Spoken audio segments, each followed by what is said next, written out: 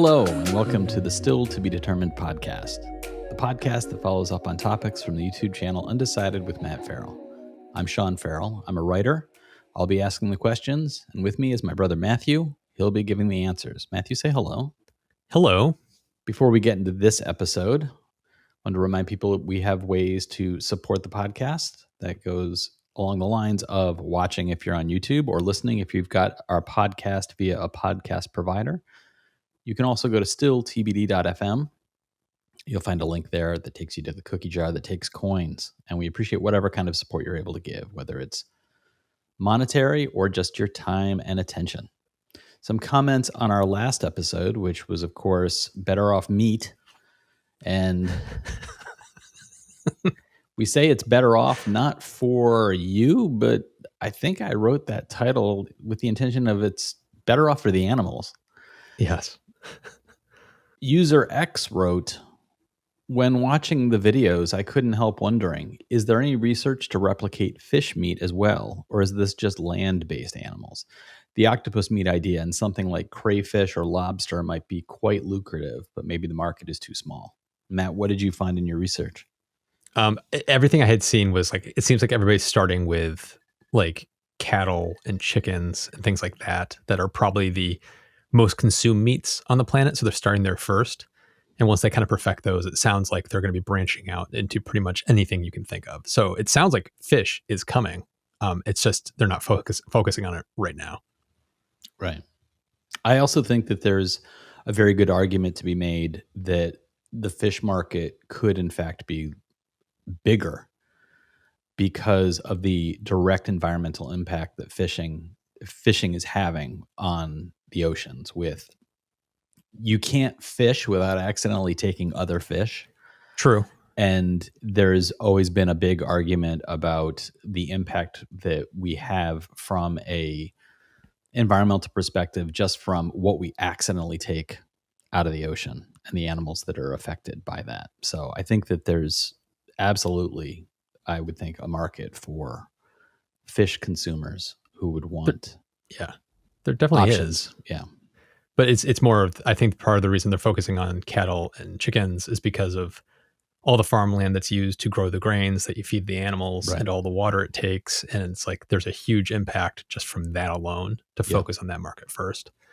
And then fish, it's if this works, I imagine every meat you can think of will be cloned. And as we joked about last time, it's like, if you make human meat, is that cannibalism? Right. Like, there's going to be some kind of black market cloned meat of things you really shouldn't be eating, but you can. Yeah. So, yeah. I also like this comment from Pale Ghost. Pale Ghost has written in before. Thank you so much for being a regular listener, Pale Ghost. Ghost writes, the thing I'm most excited for is space travel. Astronauts won't be stuck with freeze-dried packages anymore. Imagine cooking a burger on the side of the space station with the sun's direct heat. I really like that outside the box thinking. It's like taking tinfoil, putting your chicken in, and putting it on on top of your engine when you go for a drive. Yeah. By the time you're done, it's all cooked. I just like the idea of putting on the whole exosuit and then grabbing a spatula, going out please open the pod bay doors. I'm going to go out. Do you like it medium rare? 2001 music playing. 2001. Flipping the burger. Of course, you couldn't flip the burger. You'd actually have to hold the burger against the side of the space station. So yes. Because if you flipped it, it would just keep going. William Lethan wrote, chicken skin chips might win over potato chips. And I got to say, William, Sean's with you. I'm getting in line. If they sold bags of chicken skin chips, I would absolutely eat the living God out of those. You just have a greasy face all the time. I would have a greasy face all the time. I wouldn't be able to pick anything up because of all the grease on my fingers. Oh, delicious, delicious chicken skin. And yes, if they were able to 3D print it, or they were able to like without it being a thing that required the killing of the chickens, and you could actually go and just buy a bag of that stuff, I think that there would be market for weird new foods like that. Yes. So this is a thing where it wouldn't surprise me if Frito-Lay was investing somewhere in It's this, with the future of like, it's now chicken skin Fritos. it's what's funny is this is why a lot of people are freaked out about this, because it's like you're opening Pandora's box with this kind of technology. It's like, what is this going to turn into, 20, 30 years from now? And some of it could be kind of horrific or absolutely amazing. Well, it harkens back to sci-fi tropes of Yeah. TV shows and movies that show people eating things that are intended to look different.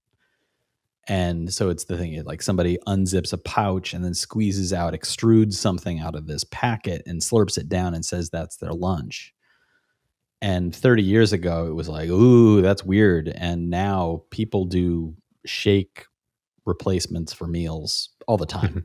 And we have various combinations of proteins and carbs and everything you mix with water or with milk or yogurt, and you eat these things. And if you were able to, I mean, you could effectively say, okay, I'm going to go get some chicken, and it could be literally printed in shapes to make it trendy. You could Yeah. have chicken spheres. You could have chicken pyramids. You could have beef cubes that were literally perfect cubes. So we're going to, if this does catch on, if this technology works, novelty food that is actually just digestible food, as opposed to having to like monkey around with like, oh, we're adding gelatin to this and extruding that and putting it in this mold. Literally being able to say like, oh yeah, I'm going to go get a burger, but it looks like it's shaped like a globe. Yeah. Yeah. That kind of thing. It's going to be novelty items like that will become very easily achievable, and it will get really goofy really fast. And again, chicken skin chips make this happen.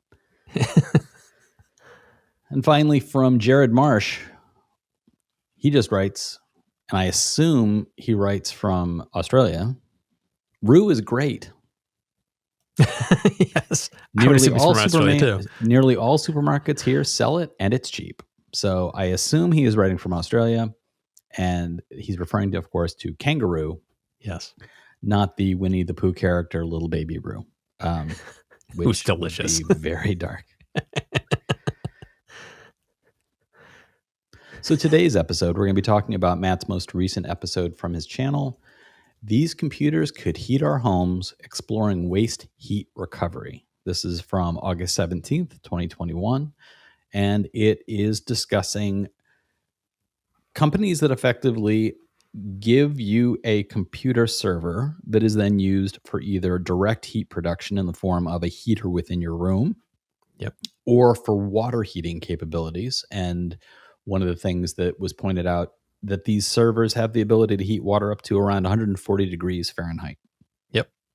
This, of course, is hot enough that I assume that that's on par with what we would get out of our taps if we needed to wash the dishes or run a washing machine, right? It's around 140 degrees. Yeah. So turning on the tap, it comes out. It's comparable to what you're currently using. Of course, when you are going to your tap and getting hot water out, hopefully you're not doing that to drink it. It's always been recommended not to drink hot water straight from the tap. Like you wouldn't make tea that way. So this is not consumable potable water. This is heating of the water, heating of a room, using a device that is unexpected in this vein. But this company that you talked to, and what was the name of the company again? Cornell. Cornell seems to be having great success with finding a market, not only for the heating issue, but for server farms that don't actually exist as a farm. Yeah.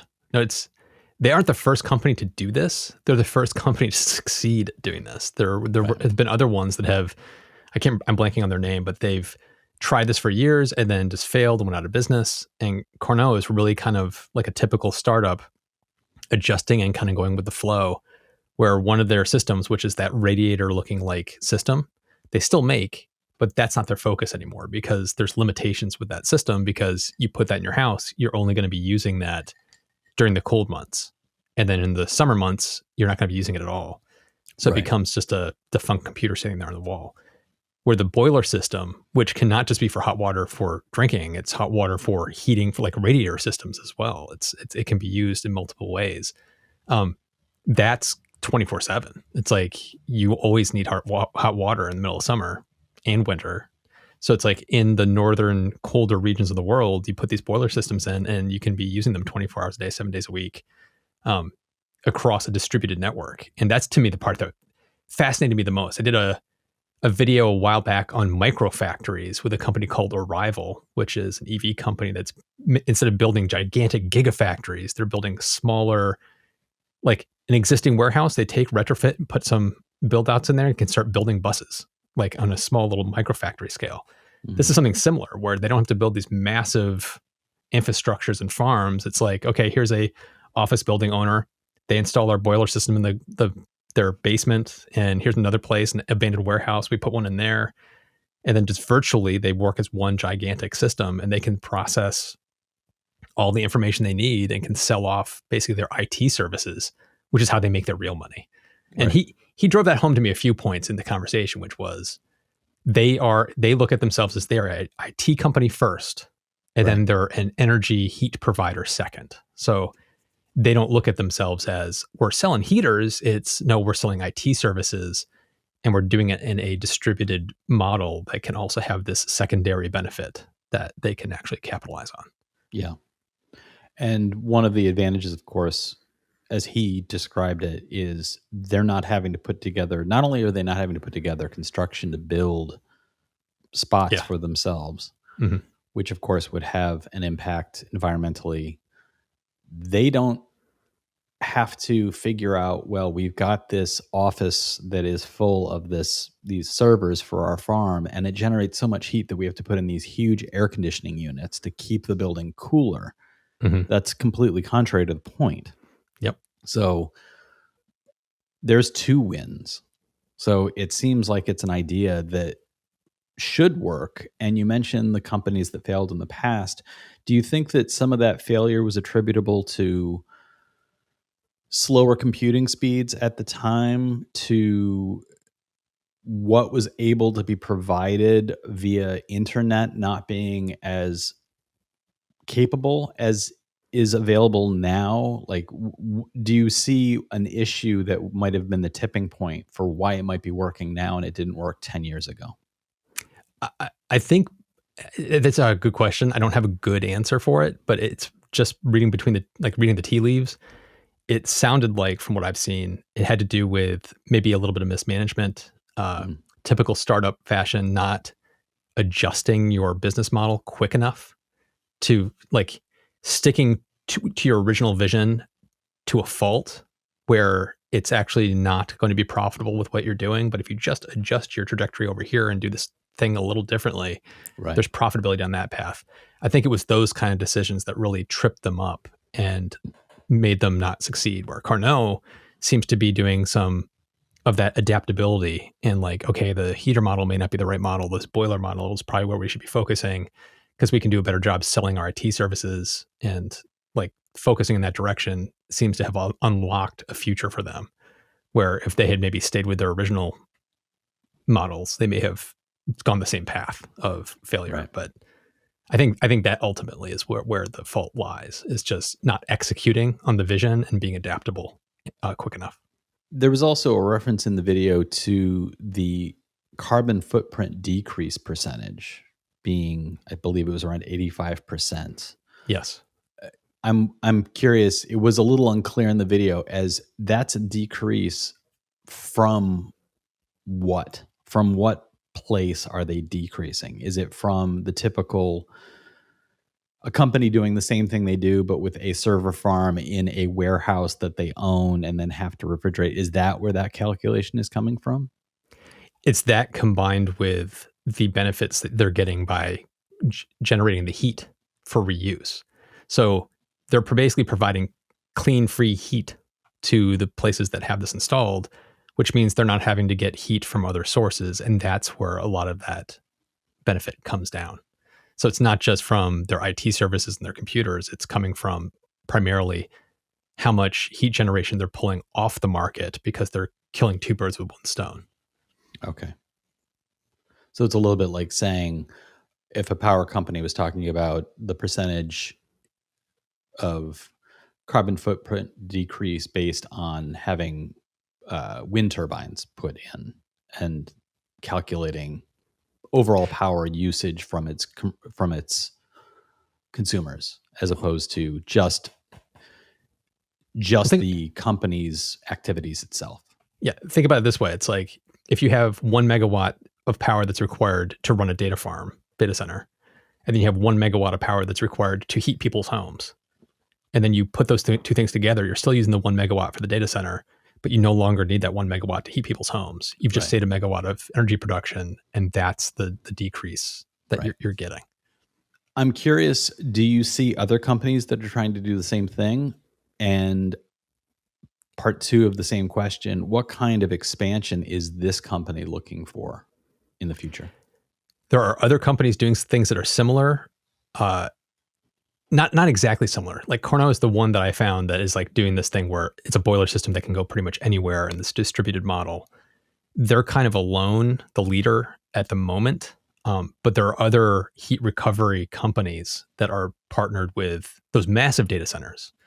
Some of them are like Facebook is doing it themselves, but then there's other companies that are using third-party services to help create these heat recovery systems that can reuse steam or heat or whatever off of whatever the machinery or data center is doing to provide heat to an adjacent building or an adjacent apartment or to a town that's nearby or something like that.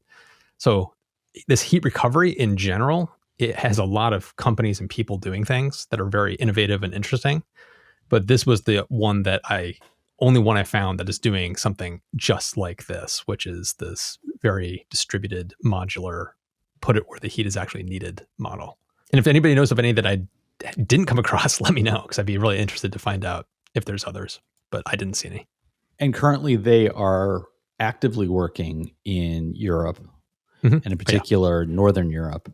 And they're looking to expand to the United States and Canada at some point in the future. They're not actively here yet. Is that correct? Correct. No. And as somebody pointed out in the comments of my video, the way he pronounced Kaneda, it sounded like he was referencing the movie Akira, where you're, Kaneda. But yeah, they're not here in the United States or Canada yet, but they are basically in like Germany, France, that zone. And they're going to be expanding, it sounds like, in Europe first.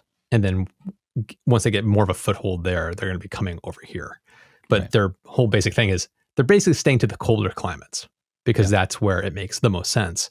And you could look at that as a negative. I don't. It's like there is so much potential of expansion in just that region. It's like they got lots of room to expand and grow. Right.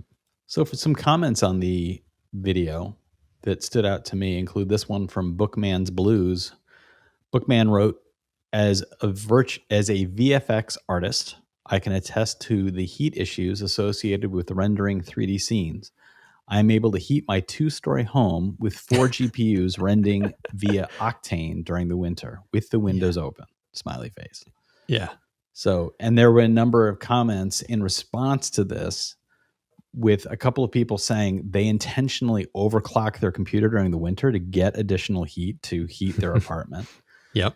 And then people responded to that saying, are you sure you're not going to blow your computer up? And there was a discussion that was taking place of people talking about how to overclock and what is safe overclocking. And it was a very interesting back and forth. So if people are interested in that, it all starts with Bookman Blues comment at the top of the video. I love that. There was also this from Nitya Sattva. Nitya wrote, living in the north of Sweden, I have been heating a stable for 160 chickens with crypto miners for 6 to 7 years now. It has not always been free, but cheaper than traditional heating for sure. Long term so far, it has been a nice extra income as well. My response to that immediately was talk about building a nest egg. Oh, Sean. Yeah. So the one thing I don't know if people will get this reference nationally, but there's a television personality chef, Alton Brown from the Food Network, that always in his show, Good Eats, would always be like he called them unitaskers, like a kitchen utensil that was like, this is built for, only thing it does is like cut an egg. It's all it does. Unitaskers, stupid. He was always about multitaskers. And I'm in the same realm in this. And that's one of the reasons I love that comment is that you need a heater to keep your chickens warm and you're doing crypto mining. So let's just put the crypto mining computers with the chickens. I love that. It's genius. It's so great. Yeah. And just the chickens just sitting there happily clucking away and laying eggs. He's earning Bitcoin. There's Bitcoins running around in the computer next to them. And finally, I wanted to end with this little positive note. This is just somebody just kind of standing up and telling Matt they think he's doing a good job. BZ writes, just wanted to say your channel and a couple of others are what I consider to be anti-news. That is, instead of constant worry and bad news worldwide, your channel exposes me to the positive side of tech and the ways human ingenuity is helping us adapt and to optimize a changing world. I appreciate the thought you put into these videos and always enjoy watching and getting a cool new perspective on something. In this case, on the idea of waste computing being harnessed in a useful way. Thanks, Matt. So just wanted to say that, share that with the positive vibes, given a lot of the stuff that's going on in the world and how dark the news is constantly and consistently. I think that this is a good reminder that if we take the time and look for little ways to breathe and look for some positivity and some attempts by people to make the world a better place, we can be reminded that not everything is sinking into the ocean. Yeah, I really appreciate that comment. And I agree 100% that human ingenuity can be really enlightening and give you hope. It's like, you just got to look for it. Yeah. So I've got a question for the listeners. Would you welcome an outside server into your home for heat? Let us know in the comments. You can find the contact information in the podcast description. You can also, if you're watching us on YouTube, seeing our smiling faces, so glaringly handsome and modest, you can just scroll down below the video and leave a comment there. Wherever you're checking us out, please do subscribe. Don't forget, we do have a way to directly support the podcast. You can visit stilltbd.fm and you'll see the support the podcast link there. You can throw some coins in the jar. And however you're supporting us, whether it's directly through that link or whether it's just listening and subscribing, please be sure to give us a rating, a review, and share us with your friends. All of those really do help the podcast. The podcast helps the channel helps Matthew, and then Matthew is thinking about getting 160 chickens. Thanks so much for listening, everybody. We'll talk to you next time.